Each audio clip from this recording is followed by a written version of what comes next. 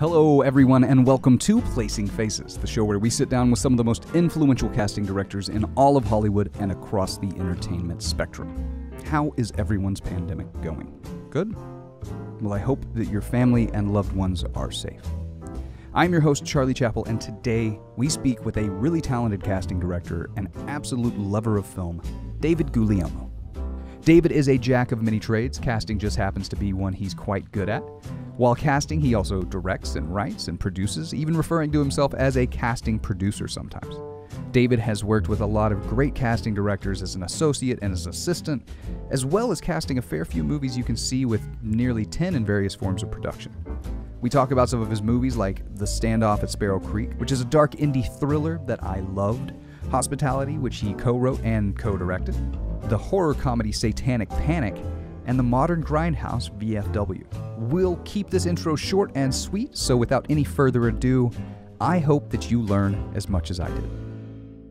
Are we rolling? Yeah. Oh, great. Yeah, we just jump right in. This is very conversational. I do have a bunch of questions, but we're going to jump around a whole lot. But I want to talk a little bit about you before we dive into your credits, because you've got 3 that are filming, 2 in pre-production. You have been casting associate and assistant and consultant on a ton of things, but you also direct and you write and you produce. You have a lot of different hats that you wear. And I think that that's awesome because there are few casting directors who kind of take that route. I assume we're probably close to the same age.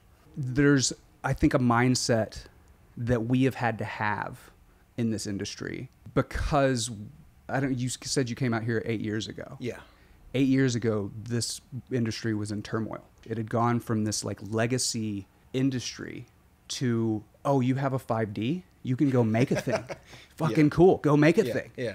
And there was a mentality that I think a lot of people who came out right around the same time that we did of, oh, I'm gonna do everything. I'm gonna learn it all. But your day job is casting. And that's interesting to me. You've been casting since what, 2016? Yes. I guess maybe 2015 I became an assistant. Okay. But around that time, yeah. Because 16 is your first credited assistant or associate, one of the two with Matthew. Yeah. So movies come out, indies, sometimes it takes them a year to come out. Right.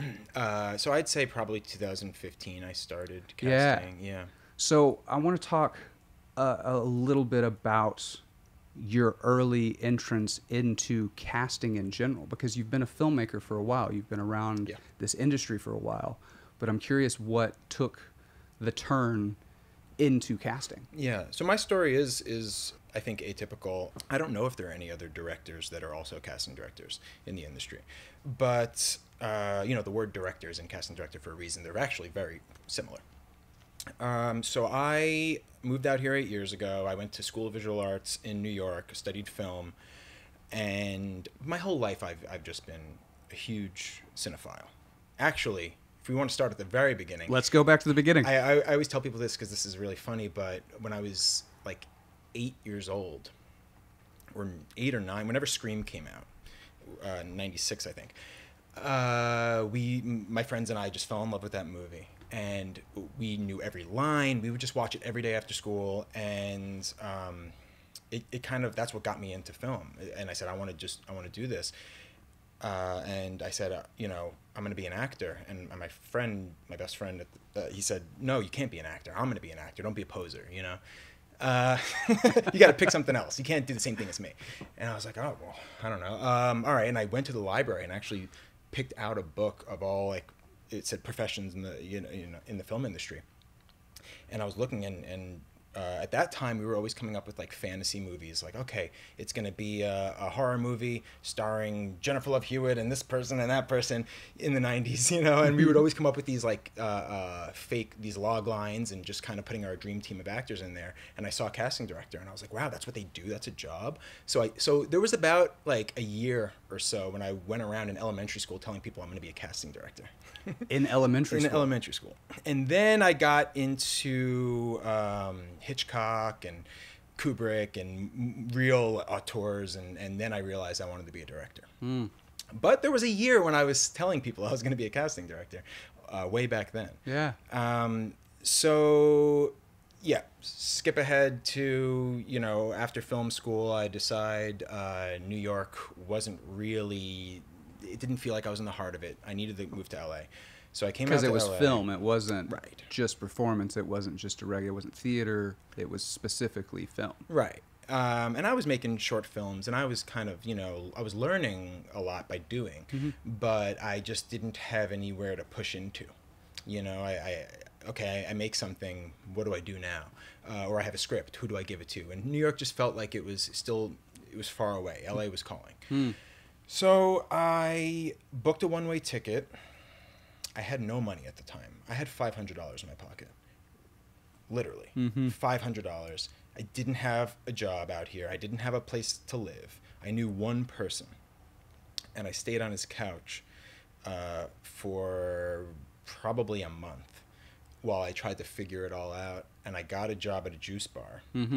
And my coworker at the juice bar was like, I'm renting out a room, which really wasn't a room. It was like a glorified closet. And she's like, it's $500 a month. And I was like, all right, done. So cheap living in LA. Yeah. So I worked at that juice bar for 3 years. And the funny thing is, when you work at a juice bar in LA, everyone in the world comes in. So I just met people all the time. People that ended up being instrumental in making my first film. I had, you know, so I met investors that way. You met investors working at a juice bar. Yeah. LA's so weird. Yeah. I love it. Yeah. So one guy, you know, he was this Texas guy. His father was in oil, and he's like, I'm looking to put $500,000 into a movie. I want to make a thriller. I said, okay, well, I have that, and because that whole time I was writing. Yeah. So I showed him the script for my movie No Way to Live. He really loved it, and he was like, let's do this. So we started crewing up. I hired a casting director. The film centers around two young people. They're supposed to play like 16. Yeah. So I had heard that Matthew LaSalle was like the best at that, and he is. He really carved out a niche for himself doing that. He did Mean Creek. Yeah. And you know, a lot of movies that were younger, you know, breakout roles. So I reached out to him. He signed on to cast it. He loved the script, and we started doing it. And then about like 6 weeks out from shooting, the Texas investor guy basically took a meeting that discouraged him, and he goes, oh, I didn't know this was a bad investment, you know. And he said, yeah, well, it's an indie film, you know, I mean, who knows? Right. And he pulled out the money. So we ended up, I think one person ended up keeping her money in, and it was like $24,000. So all we had was $24,000 on something that you were planning on making for $500,000. Yeah. So I asked Matt if I can reach out to the actors directly. He said yes. And I said, hey guys, the two leads, Freya Tingley and Tom Williamson. I said, I have $24,000. Would you be down to just shoot whatever we can? Just shoot until the money runs out. And then I could take that, because the big thing was like, you know, I'd never made a feature. So it was very hard to raise money for your first feature. Yeah. And basically, I'll use that as my sizzle reel, as my proof of concept. They said, yeah, sure. And we started shooting, and we basically shot half the movie for $24,000. And it worked. I cut together a trailer, and we started, you know, going around, actually doing like Kickstarter the old-fashioned way, where I would actually call people, handshaking and yeah. And Nick, my partner, Nick Chakwan, his wife, who at the time was his girlfriend, she really just hit the ground running and raised, like, you know, she would go out and come back. I got $10,000. We're like, great. So then we'd shoot again, and we shoot again, and we shoot again, and every weekend we're going out and doing this for, you know, the whole year. And we pieced together our movie, and at that point, I kept leaving the juice bar to go shoot and come back. That the guy was like, I don't want you here anymore. He fired me. And Matt LaSalle said, well, what are you going to do for a job now? And because we had gotten close during that time, because it was like a year of working together. Yeah. And I said, I don't know. I guess I'll just hand out my resume, go work at a bar or something. And he said, well, why don't you come work for me? You could be my assistant. And I had never thought about that because I thought I would need all this experience. And he's like, no, look, you're a human IMDb.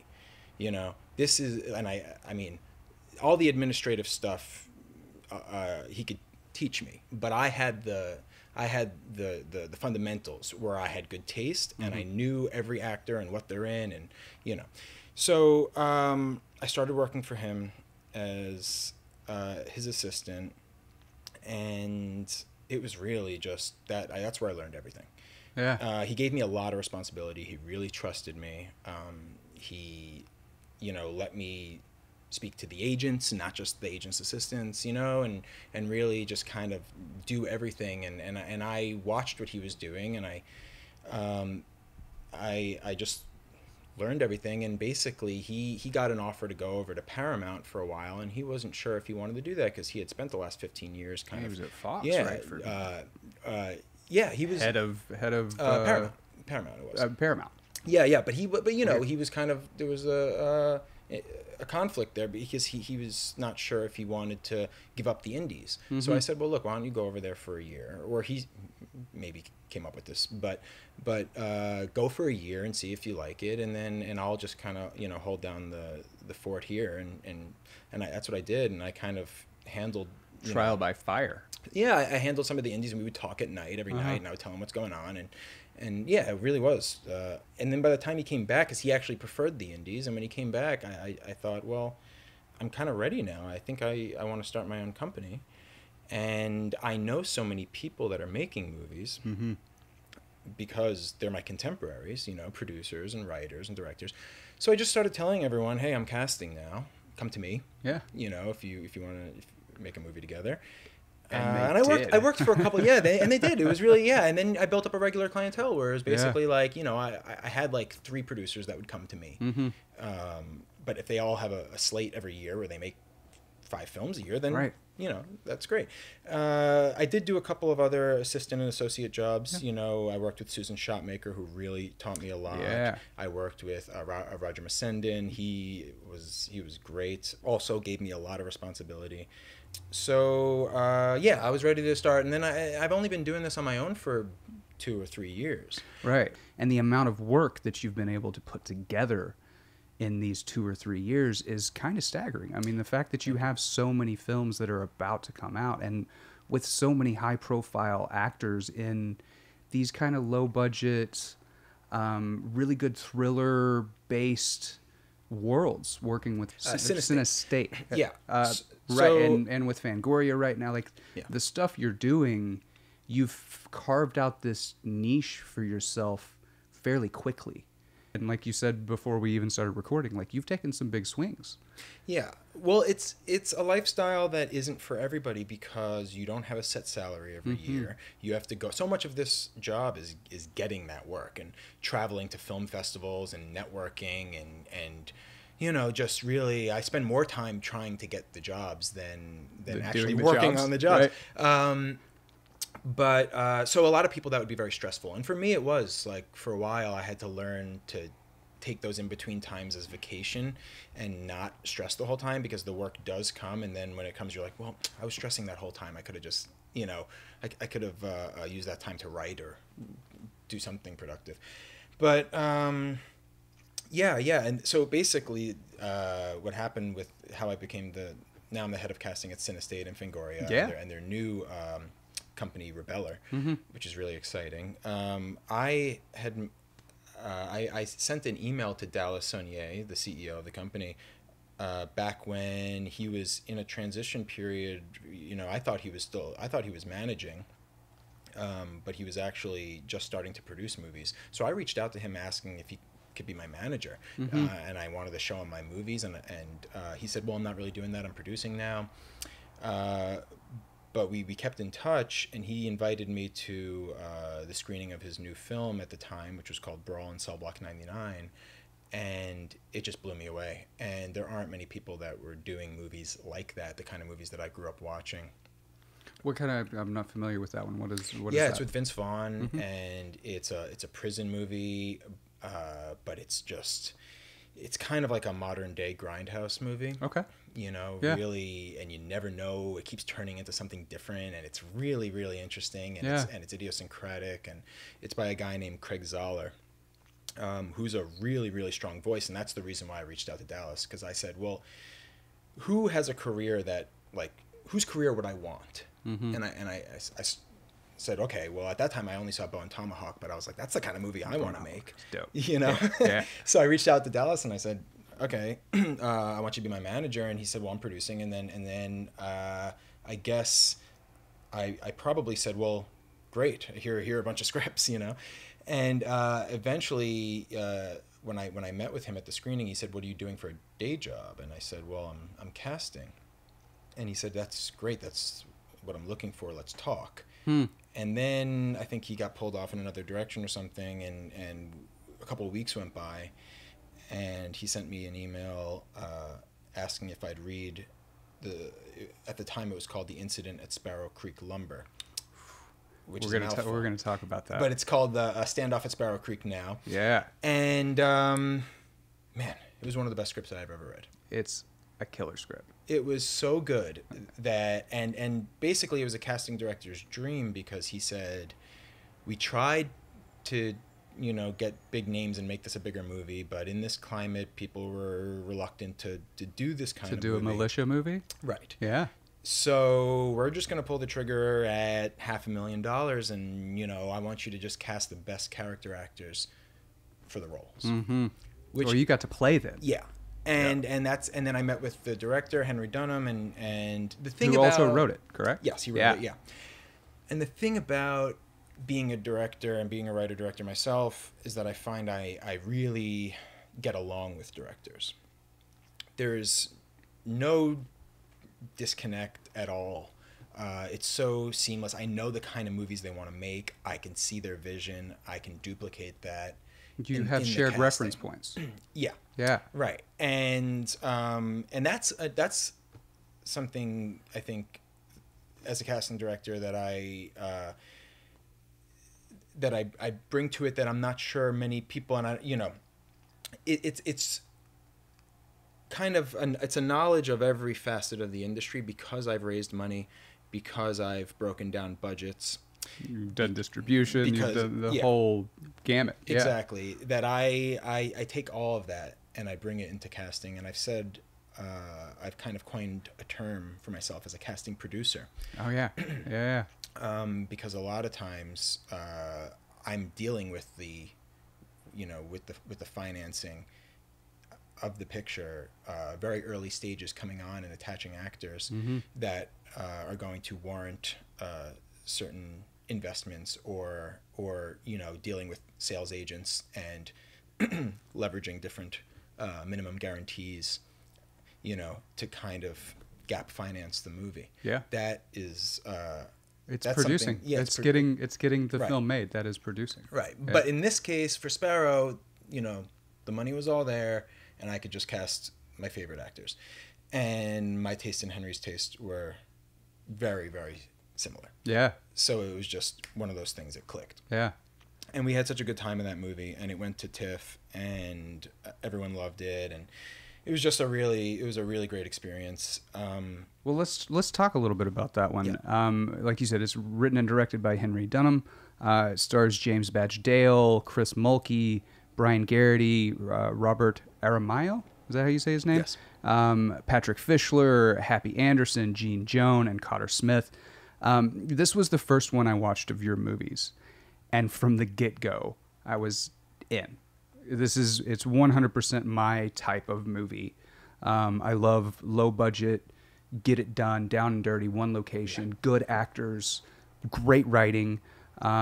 It's super aligned with my taste. It's about a former cop turned militiaman who investigates a shooting that had just happened at a police funeral. And I'm from Arkansas, endlessly fascinated by militias. By Imperium was one that you had worked on. They're similar. It's very similar, very similar. Yeah. Also a fucking really great movie. You worked with Matthew on that one. And Susan Shopmaker. Daniel Radcliffe in that movie. The first time I saw him as not Harry Potter and was like, fuck yeah. So he's the reason that movie got made. It was great. It was just a script. Yeah. And then his attachment, got the financing for the movie. So that's a good example of an actor greenlighting a film. Yeah. So because this film is about this show is about casting, I'm going to focus my praise around the cast of this movie because that is one, it's rightfully deserved.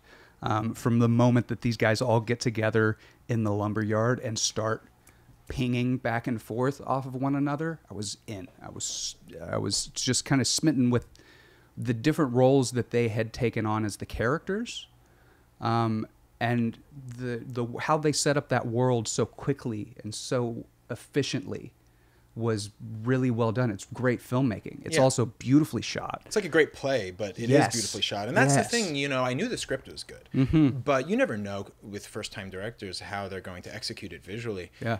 And I knew he was a really intelligent guy, but you just never know. People watch a lot of TV these days, and sometimes you watch movies and you're like, that's not a movie. That's TV. Right. That's a procedural right. looking. Yeah. But wow. I mean, it's so well shot. It's so well lit. It's stark. It's dark like darker than Gordon Willis. Yeah. Which I dug. I thought it served the story extremely well. Yeah. And that's also a credit to Dallas and Amanda, the producers, because I mean, I've worked with a lot of producers that would never let a movie get that dark. Mm-hmm. And they really, the director is King over at Cinestate. That's kind of their through line, that if someone comes in with a really strong vision and they know what they're doing, you step back and you let them do their thing. Yeah. Yeah. And I think that it serves it really well because when you have, especially with limited resources, you've got a $500,000 film. Yeah.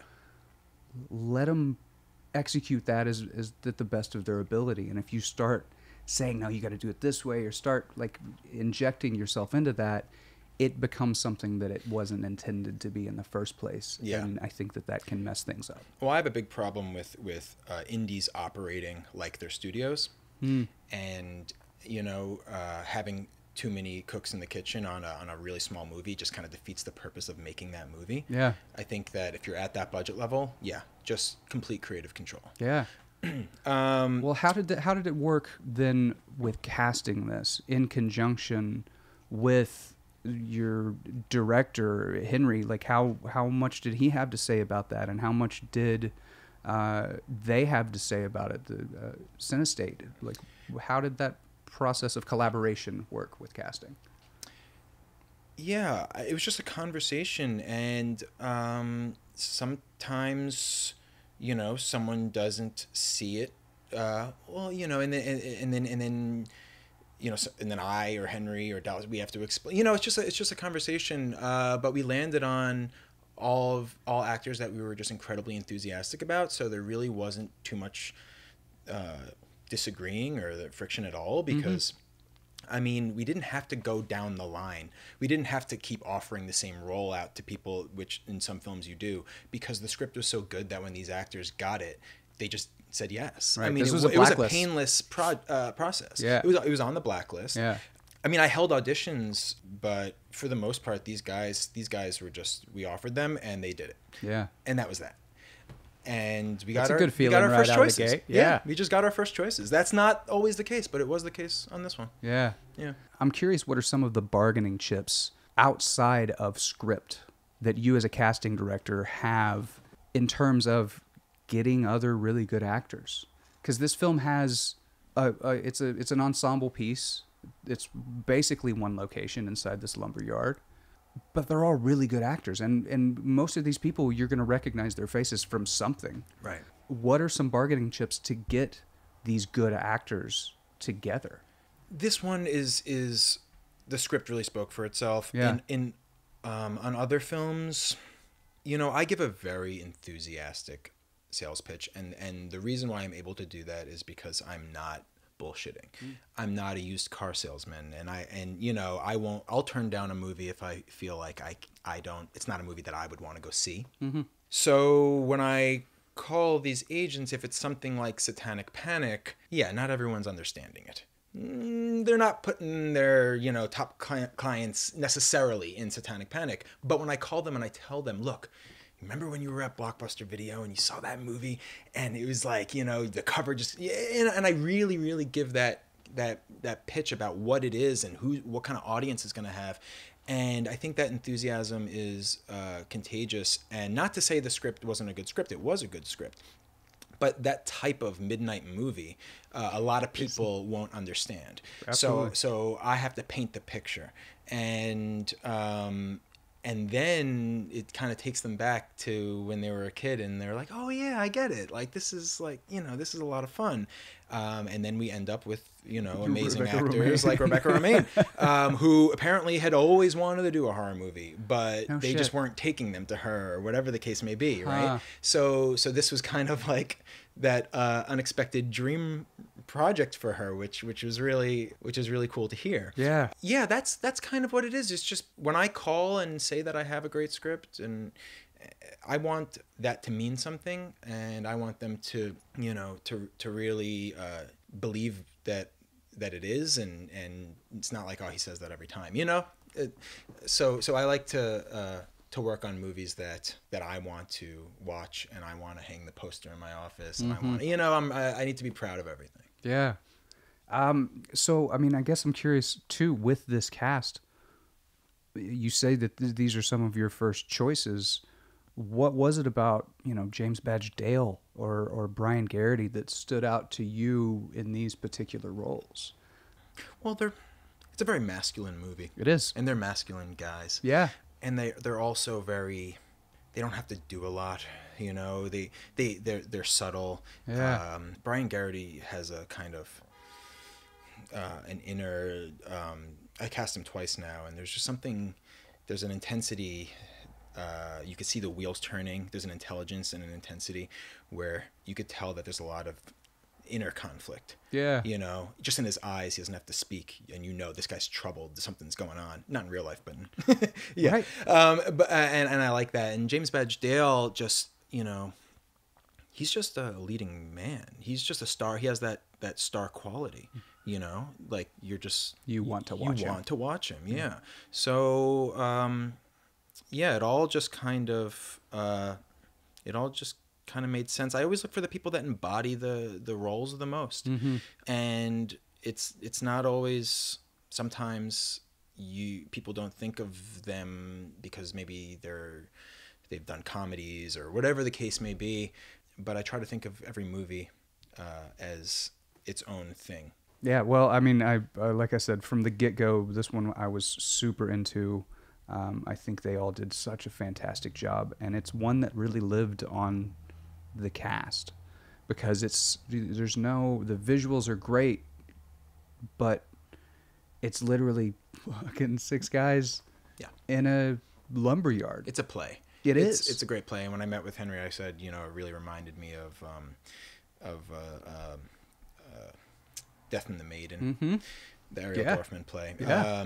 And he was like, I watched that 3 times while I was writing it. So you know, we got each other. Yeah. Yeah. So let's see here. Let's jump forward a little bit. And by forward, I think it came out the same year.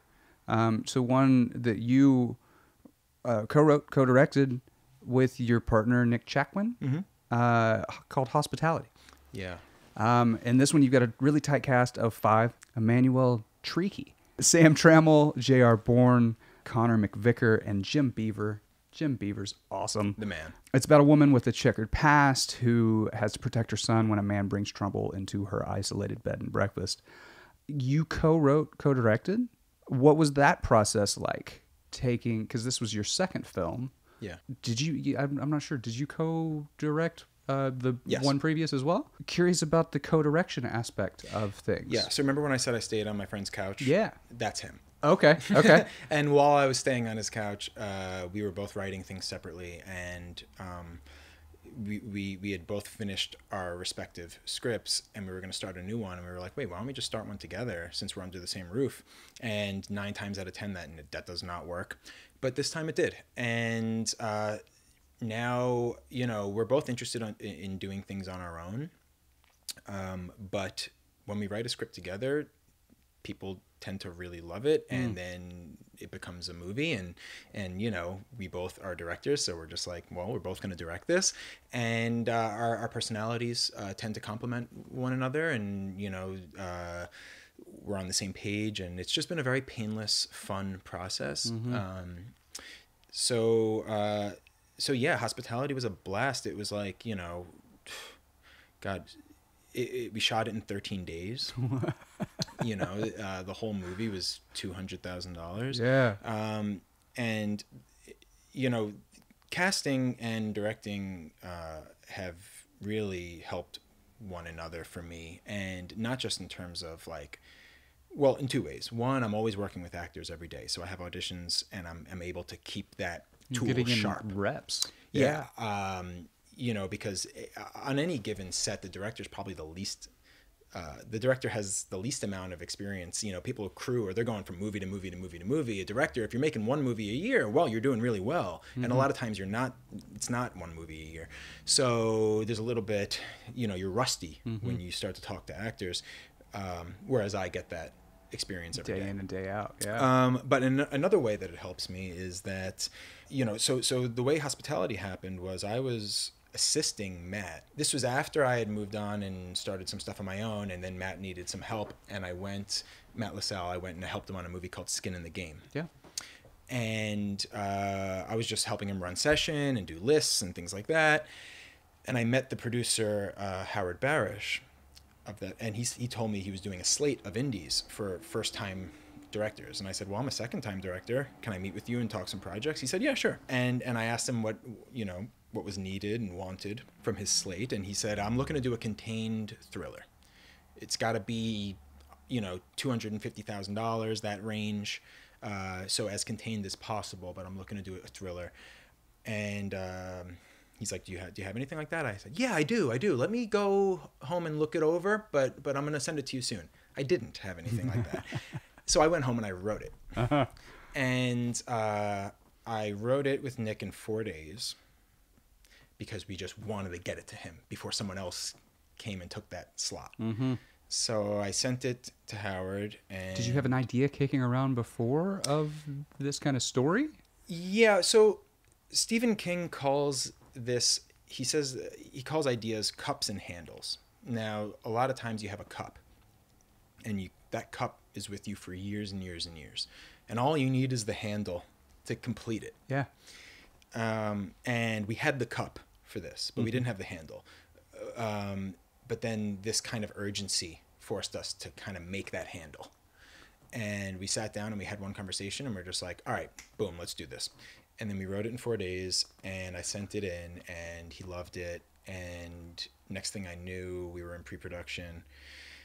And then we shot the movie in 13 days. We had a cut a week later, because when you shoot a movie in 13 days, you really don't have much coverage. Right. You're just You've got what shooting you've for got. the edit. Right.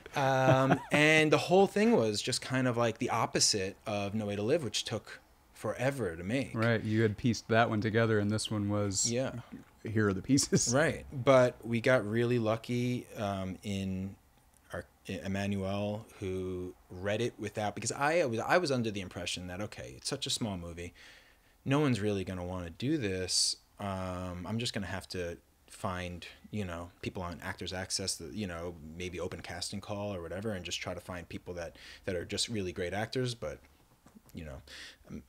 need this opportunity. Yeah. And I guess Emmanuel's agent gave it to her, because I didn't even submit it. It just went to her. Huh. She was on my list of, dream actors, but it was kind of, she was in the category of, yeah, right. Sure. Never going to happen. Yeah. And she read it and she loved it. And the next day we met, and she was just the coolest. What is it you think contributed to her loving it? The script is good, don't get me wrong, but like, what is the opportunity in that for an actress of her caliber? Yeah, I think that, there's a lot of content out there, but I think it's the same thing as Sparrow, where when you get really good dialogue and you get stuff that's an actor's piece, where it's really just about the drama of it and not about, I don't know, CG or whatever. Networks don't have their hands in it. It's just a piece of art. I think they really like that. I mean, our actors are artists, and I think it's a breath of fresh air to get something that is maybe against type. Yeah, and it's nice because actors drive the industry. They really do. You take something that's not marketable on paper, not marketable, and you put the right actor in it, and all of a sudden it's marketable. Yeah. So I think that's a really cool thing because actors tend to have good taste. So I like them kind of driving the market. Yeah. So you said she was on your list. Were the other people in this film on your list, and how did you end up? Because I mean, coming from a casting background as well as a directing background, those sorts of things probably have to be going through your head even while you're sitting and writing. Yeah. So Sam Trammell was my first choice. I actually sent the script to his agent before we had financing, because Howard was still kind of like, he was on the fence about, he was, or maybe he knew, but he was kind of playing his cards. And I was a little insecure about whether or not this movie would get made for like a week. So basically I reached out to Sam's agent and said, will he read the script? Because I thought if I attached some people, maybe it would be like the trains leaving the station, and bring value to the project. And he was like, I don't know, I'm kind of reluctant to give him a script that isn't financed. And I said, okay, all right. So then once we got financing, he was the first offer we sent out, and he did it, which was really cool. Yeah. Jim was in my my friend Oren Shai's film called The Frontier, and I thought he was so great in that.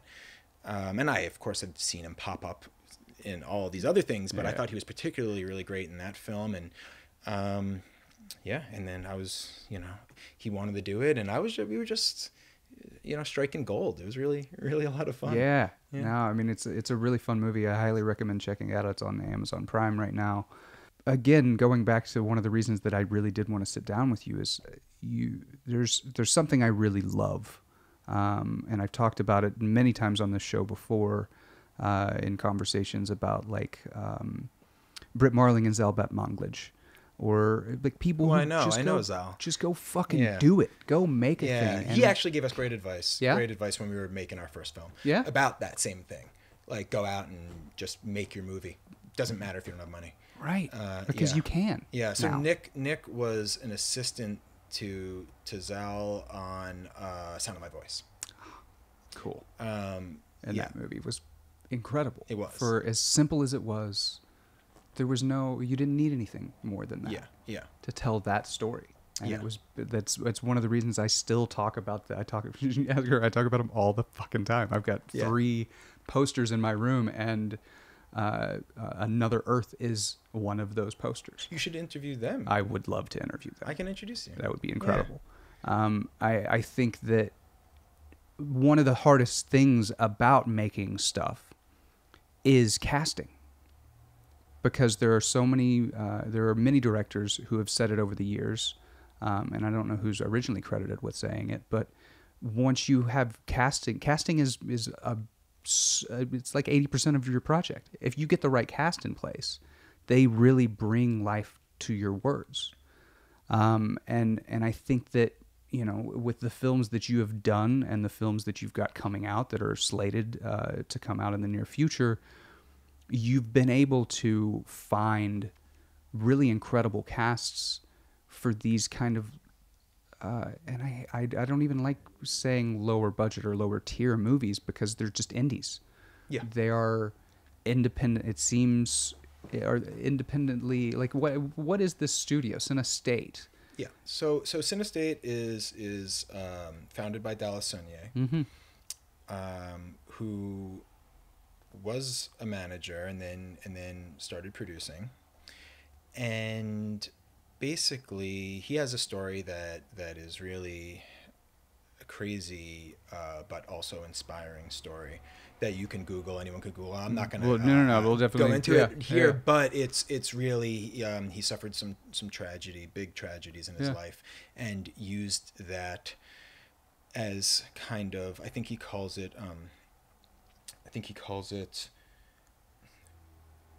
post-traumatic. What does he call it? It's really interesting. Maybe it's post-traumatic productivity or something like that, something along those lines. But he took this, which would, for most people, just completely disable and break them. He took it as an incentive to do exactly what he wants to do. Like, there's no more time for bullshit kind of thing. So he moved back to Texas and he created this production company that is making a very specific type of movie. Now, so while I was casting Sparrow, I read in the trades that he had acquired Fangoria. Now, okay. I mean, he kept it as a secret. Yeah. When I was a kid, I grew up, that was my, that was my Bible. That was my Fangoria Playboy. was. That was my, like, that was everything. Like when Fangoria came in the black case and everything, it was like, it was exciting, and it was kind of like, maybe I shouldn't be reading this. And, it was all types of a little taboo. It was, but it was also kind of a foray into a world of filmmaking that was very close knit and done with a lot of love and done with a lot of there was a tactile kind of indie quality to them that at the time I wasn't seeing because that was the time of only studios and blockbusters. So when I saw that kind of like, special effects and using, I don't know, water balloons filled with blood and stuff, I that was very inspiring for me. So I grew up really loving that world, and in college I used to email the guys who owned it at the time and say, I want a job, can I work with you?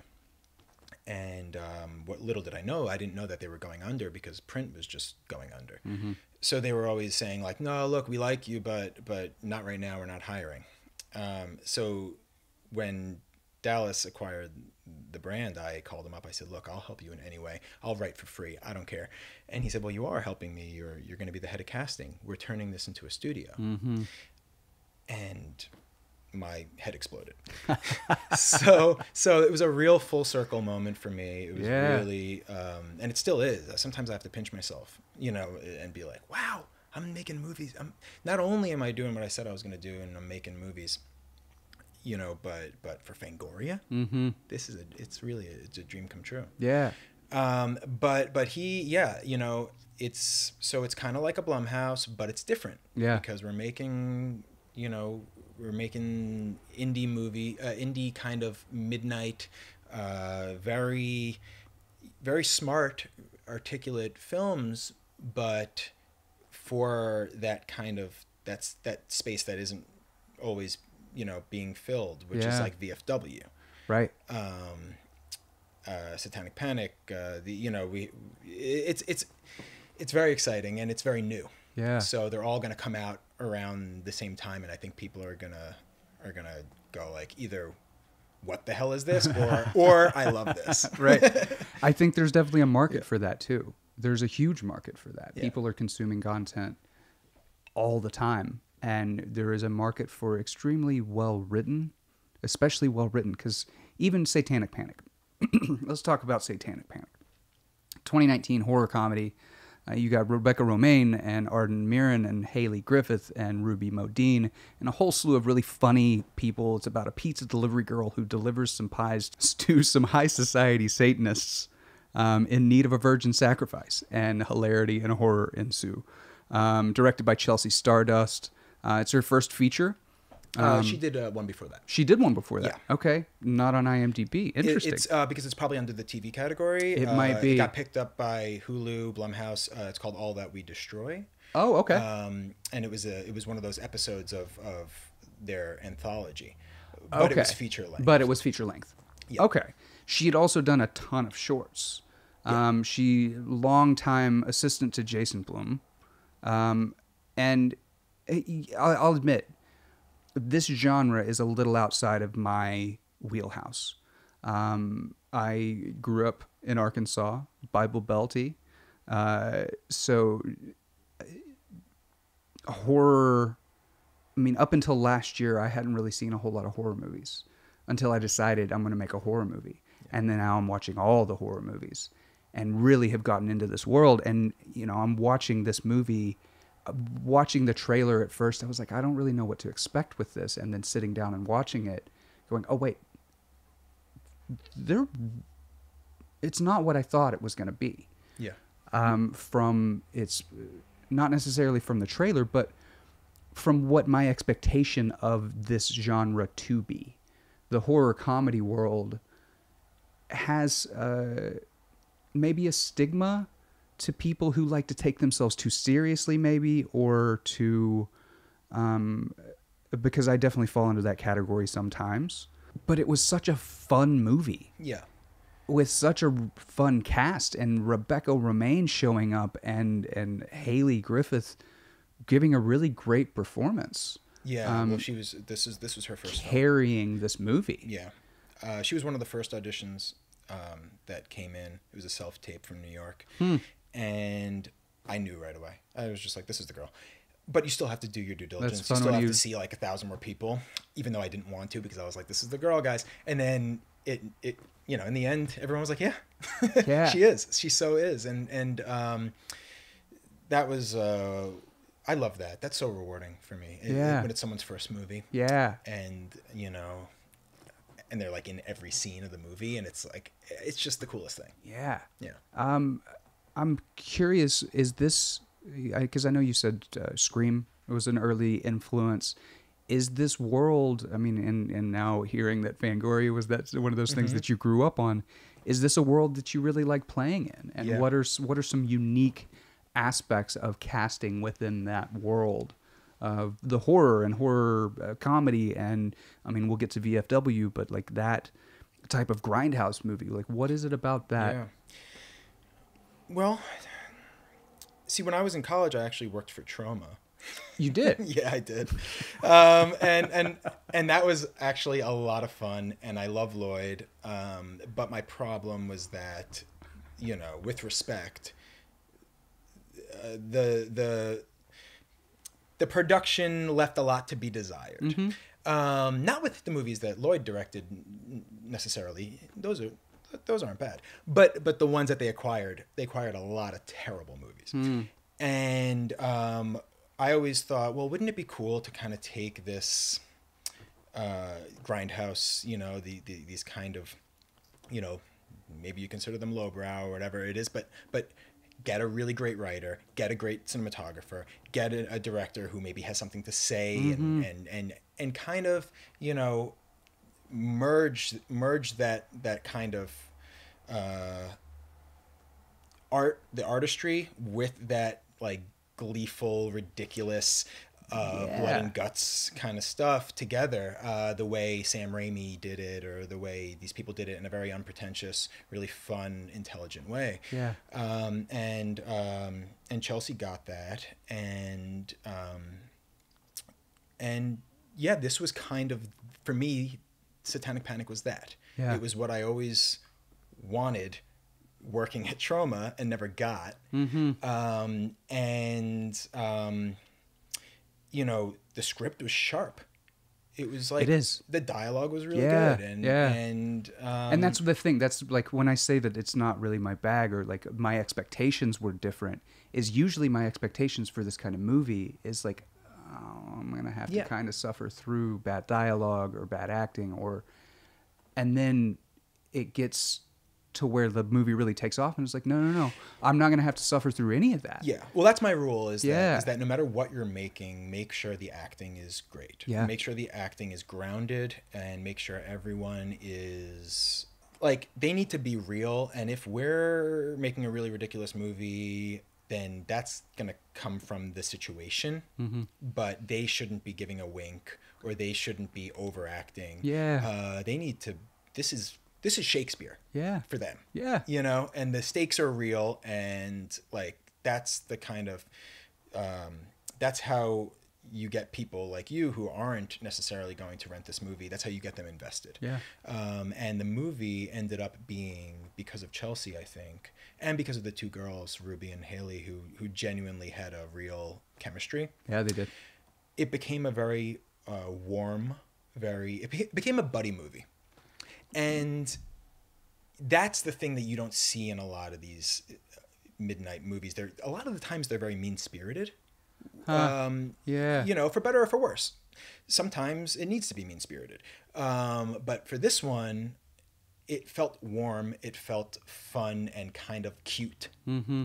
And that's kind of interesting, to have a movie that's cute while at the same time Rebecca Romijn is sticking her hand down the guy's neck and ripping out his organs. Right. I mean, when do you get that? You know, so that was, I just think it's you know, it became quite idiosyncratic. Yeah. Yeah, and I mean, I think this is a good opportunity to kind of transition to VFW as well. This one's written by Max Brailer and Matthew McArdle, directed by Joe Begos. This cast fucking rocks. You've got Stephen Lang, William Sadler, Fred Williamson, Martin Cove, David Patrick Kelly, George Wendt is in this fucking movie. Back at a bar at the end of the bar when he sits in the I love the exact same seat. Yeah. I loved that moment. And then Tom Williamson, who you cast in No Way to Live, he gets to show up. Sierra McCormick and Travis Hammer. It's a proper grindhouse movie in 2019 about a group of war veterans who must defend their local VFW post and an innocent teen against this kind of deranged drug dealer and his army of punk mutants. I think is a pretty good description of it. It is so much fun. And again, I don't watch a lot of grindhouse movies, but this movie sucked me in because of these actors, because of the performance, and it's grounded. It doesn't, wink ever, really. I mean, there are references for sure all over the place, but they're grounded in the characters that they are. And from the moment that these men are sitting around this VFW bar telling war stories with one another, you're in it. And you care about these characters. It's not just this like, oh, we're going to chop people up with a saw, which we're going to do that too. But we're going to tell a cool story about these guys who you actually will care a little bit about. And that, I think, it can be rare within this genre. Yeah. It's the same thing. It's the same thing. Give it a heart. Yeah. Give it a heart. Make the characters real. Yeah. And casting great actors is the way to do that. Yeah. That was a lot of fun. I got to put together a dream team. How did you get this dream team together? Well, I think once we got Stephen Lang, everyone else came together because he's a real actor's actor. He's from the theater. He, people want to work with Stephen Lang. Yeah. So that's one of the other things that you have to horse trade on is this is who else is attached. You want to come play? Yeah. Yeah. And it gets easier as the pieces start to come together. Yeah. It was again a low budget movie. So it has its challenges. But again, the script was really good, and Joe is someone who I could very enthusiastically pitch because I love his work. Yeah. And I've loved his work even before I met him, even before I was doing this movie. I thought Almost Human was really, really great. And that was shot for like $50,000 at the most, and it's kind of like a Invasion of the Body Snatchers, John meets John Carpenter kind of thing. So I've had my eye on him, and I knew that he was someone, that I could go out and kind of act like his manager or agent, when I'm talking to talent reps. Yeah. I mean, and that's another thing that I feel like I have, in my skill set is, not everyone's going to think of someone like Fred Williamson. This was perfect for me. Yeah. This was the movie that I was born to cast. Yeah. I wrote my college thesis on Fred Williamson. What? Yeah. I was in an African American history class had nothing to do with film. It was just African American history. Yeah. But you got to choose what you wanted to focus on for your thesis, and I wrote mine on the films of Fred Williamson and how they were different from the films of Sidney Poitier, and kind of went through the history of black film. And I stood up there and I gave it the oral presentation, and I had my trailers and I had everything. So another full circle moment being able to cast him. But, you know, he's not on everyone's list. Yeah. You know? Right. So, yeah. And I think that that's one of the things about this movie. Like, these guys that are in this movie, they may not be given these kinds of roles anymore. But these are some of the types of roles that they're really known for early in their career, and the stuff that they get. Like, there's so much play in this movie that they get to do. And again, it's another single location, very contained, almost play-like setting. Yeah. And I mean, we talked a little bit about it before we started recording, the idea that the cinematographer, which I love the cinematography in this, it is perfectly grindhouse. The colors are great, but they lit it like they needed to light it and let them kind of play so they could jump around and shoot. Yes, and that's absolutely right. I think I mean, I wasn't there, but I'm pretty sure they lit it. They lit the whole bar, 360, so Joe could run around. He operates the camera. Operated. Yeah. Ah, okay. And then, you know, I'm sure they, you know, if you need to bounce a little light on someone or something, Sure. you do it. But Joe is, I think, able to kind of run around with the camera and just do what he wanted to do. He's a madman. I love it. He's a madman. Yeah. I mean, he's at a 10 the whole time, and that kind of energy you could see comes off in all of his films. Yeah. He has a film called Bliss that he did right before he was finishing Bliss while he was in pre-production on VFW. You got to check out that. I will. It's unbelievable. Yeah. Yeah, you know, the thing is with these indie films, with all indie films, really, maybe not all of them, but if you're making them for the right reasons, you attract the people that really want to do it because they're taking a pay cut. They come because they want to be there. And then it becomes like this summer camp, you know, and it was that way on No Way to Live. It was that way on Hospitality. And it's definitely that way with all the Cinestate Fangoria movies, Sparrow, Satanic Panic. They all actually, like, they don't go to their trailers, you know? Right, everybody's hanging out and watching, hanging out, yeah, and they become friends, and what you're seeing on camera, that kind of camaraderie, that's real. Yeah, like these guys, when they're trading war stories, they're basically, when the camera turns off, they're trading war stories about movies, right? and, you know, that they've been on, and connecting the dots, and 6 Degrees of Kevin Bacon, and etc. You know, so they've been circling around the same exact. If they didn't know each other, they knew of each other. Right. And they know this, they have the same struggles. They have those exactly. same, like, the things that they've gone through.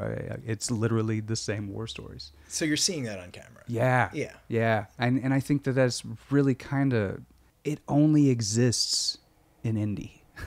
I feel like you have to be passionate and you have to be around other passionate people. Otherwise, it's just not going to work. You're not going to be able to shoot a movie in 13 days without a bunch of passionate people behind you to shoot this movie in 13 days. And that leads me into you seem to build relationships really well and have made creating and fostering relationships a core part of your ability to make all of this happen, because I think that that's a big part of this industry. But you've also found yourself around really passionate people. How? I think my energy attracts that. Yeah? I'm just so passionate about film. It's like I live, breathe, eat film.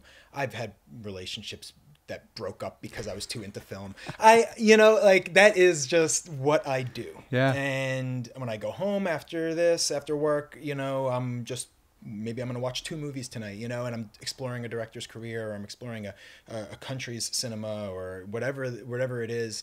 I'm a lifelong student of film. Mm-hmm. So that's how I kind of make a lot of my friends. That's how I make a lot of.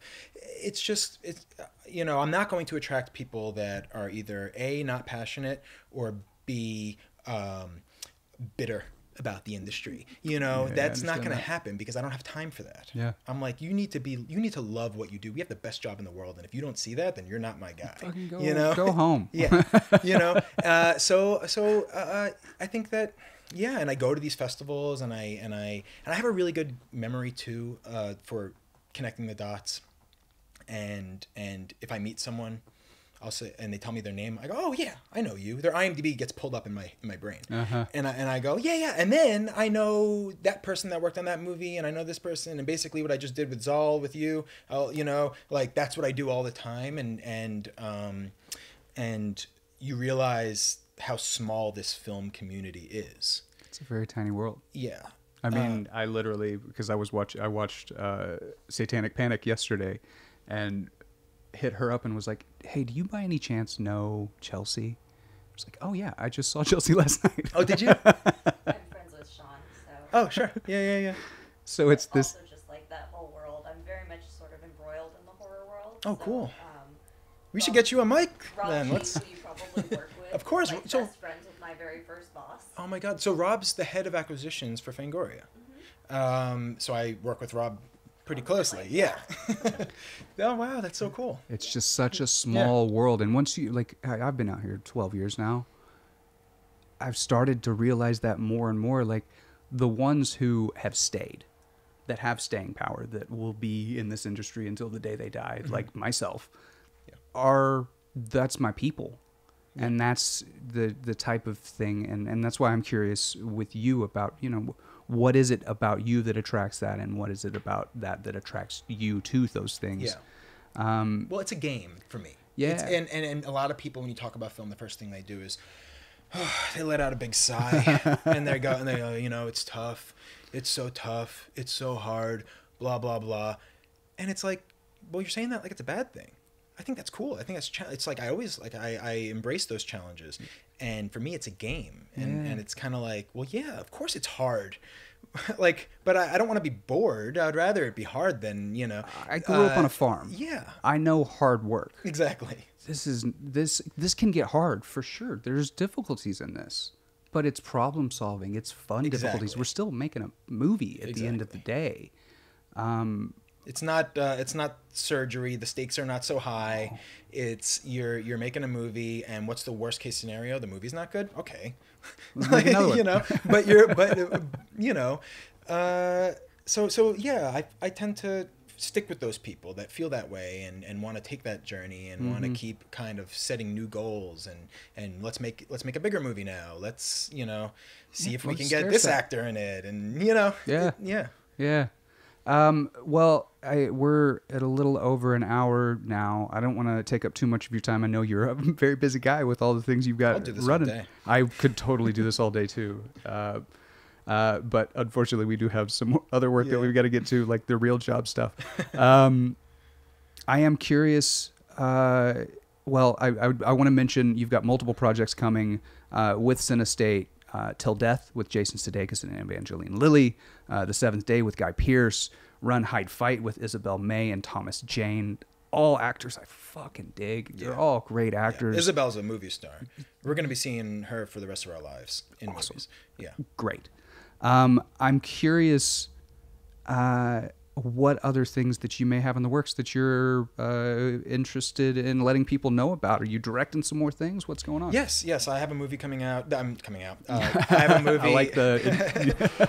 I'm shooting a movie. I'm directing a movie in this summer. Hopefully, we're eyeing August, but it's a horror movie. So it's my first time directing a horror movie, which feels like I should have been doing that a while ago. I'm very excited about that. Cinestate has... and Fangoria has a ton of movies that we are right now. I think I'm working on 6 that we're trying to, piece together and figure out when we're shooting. Run, Hide, Fight is a movie that is truly amazing. I am also an associate producer on it because it took us 2 years to get it going. It's about a school shooting, and as you can imagine, that was very challenging to get actors on that movie and even make that movie. We had to fly under the radar and use a fake title and all that stuff. But it's really moving and really just everything. I'm not even prepared to talk about it yet. Cool. Or / allowed. I don't even know if I'm allowed to talk about it yet. Yeah. But it's going to come out in the fall, and I think it's really going to definitely going to start a dialogue. Yeah. So we have that, and then a lot of horror movies to cleanse our palate from real life horror. I think, and that's what I'm learning by watching all of these horror movies. Like I've never been in that world, mostly because they scared me as a kid, and I wasn't allowed to watch a lot of those things as a kid. And now that I have started exploring that world in the things that I'm trying to make myself, there is something that kind of releases that fear, that lets that fear become a little less real world fear. Yeah. And I think that that's kind of important. I think it's profound. I think it can be, for sure. Yeah. It's often that we look at the worst versions of things as representative of them. You know, my idea of grindhouse is that it can't be very profound, but there are moments in VFW that are like, oh fuck, that really messed Stephen Lang up. Those moments are incredible, and you can find that in all of these different genres. And that's what I'm really finding by kind of exploring a whole new genre that I had never. It's an opportunity for me to explore something that I'd never played in. That's really cool. Cool. Yeah, I'm really happy. And if you need recommendations, I I need all the recommendations. And I want to give you a chance, because you might not get the chance on your own show to talk about what you're working on. So can I ask you what this film you referenced a couple of times that you're working on? What is it? Sure. Well, I've been working on a thriller survival horror based on the structure of Dante's Inferno. Wow. Okay. It is a group of 6 guys who have a guide that's leading them to a frozen lake in the middle of nowhere, and the characters outside of the main character are representative of the sins and shadows of this main character. That sounds amazing. Did you see The House That Jack Built? I have not. You have to watch that. Great. I love you. I love the references. You're going to see the similarity. Yeah. But it's a pretty amazing movie, not for the faint of heart, but has this great operatic ending that I won't give too much away about, but it's similar to yours. Yeah. Great. That's really cool, and you have no shortage of contacts in the casting world. Correct. But if you'd like to run it by me or give me a call, that sounds right up my alley. Yeah. No, I appreciate that. It's weird too that because I don't really like to talk about stuff until it's the thing. Of course. You know, when you talk about something, sometimes that's enough for people, and then they don't actually end up going and doing the thing. Yeah, you talk it away. Yeah. Yeah. No, I'm the same way. It's the artist's way. I think so. Also, the kind of reaction that you get from someone, maybe you're like, maybe it wasn't as cool as it was in my head. But I genuinely think that's very cool. Well, I appreciate that. Yeah. David, thank you for taking the time and for being persistent and reaching out to us. That's another aspect of why I wanted to sit down. Like, you have a persistence in you, not just in the outreach to us and being like, hey, I want to be on your show, but in your life, in your career, in your pursuit of creating this stuff that, man, I think should be celebrated. So thank you. And I do want to say that, for anyone listening, that maybe if you're starting your first film, or if you like, when in doubt, just communicate. And if you really believe in your project, other people will see that, and email me, call me. I have fear of missing out, so my email is up there for any young. You're just filmmaker. Constantly getting inundated. Not as much as you might think, because people are afraid, and there are a lot of false considerations, and kind of people put up roadblocks and say, well, you're not supposed to do this. It's unprofessional if you do that. That's bullshit. Because unless you're a crazy person, and we have a great radar for that, sane people know when someone's crazy. If you reach out and say, hey, I have this project, and, and I really think it's cool, and, that's an opportunity. You're presenting me with an opportunity. So you're not bugging me. You're not annoying me. Mm-hmm. So I encourage everyone, actors, reach out to me, send me your headshots. I'll keep you in mind for things. Yeah. That's the way you get things done. Listen up, everybody. That's great advice. So can people follow you on the internets, and how do they get in touch with you? I don't have that big of a social media presence. I'm on Instagram, but unless you just want to see pictures of my cats, I don't know if that's the place for you. No, I'm on Instagram. I'm on, a lot of people have subscriptions to IMDb Pro, and that's usually how they get in touch with me. My email is my name with my middle initial A, so it's David A. Guglielmo @gmail.com. But an easier one is my Cinestate email, which is david@cinestate.com. Great. And I respond to, I'd say 90-something% of my emails. So Well, hopefully you're going to be getting a whole lot more. Again, thank you so much for your time. I really, really appreciate it. you got it, man. Thank you. Yeah. Thank you so much. We hope that you have enjoyed this episode of Placing Faces. Don't forget to like, comment, subscribe, love, heart, thumbs up, and share this episode. We could really use some love, folks, and we'd really like yours. Maria Perry, you are the best. Thank you again for everything. Our producer, a quick word from Maria Perry. Hi, I'm Maria Perry, the producer of Placing Faces, and I'm just popping in to let you know that you can now find and support Placing Faces on Patreon. This podcast is a labor of love, and that means our production cycles are slower than we'd like when our day jobs get in the way. We're hoping to be able to get one more person involved and make the editing process a little quicker.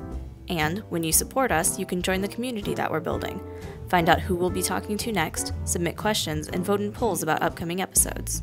So find us on Patreon or check our website for a link at Placing Faces is powered by Collaborator.com, a media production service connecting media professionals to companies, brands, and agencies, allowing you to scale your production based on your needs, connecting companies and creatives seamlessly. We'd also like to thank our partners at the Casting Society of America. The CSA is a hub of information about this branch of the film industry. To learn more about the Society and what it takes to get into casting, you can visit castingsociety.com. Thank you so much for listening, and until next time, be well.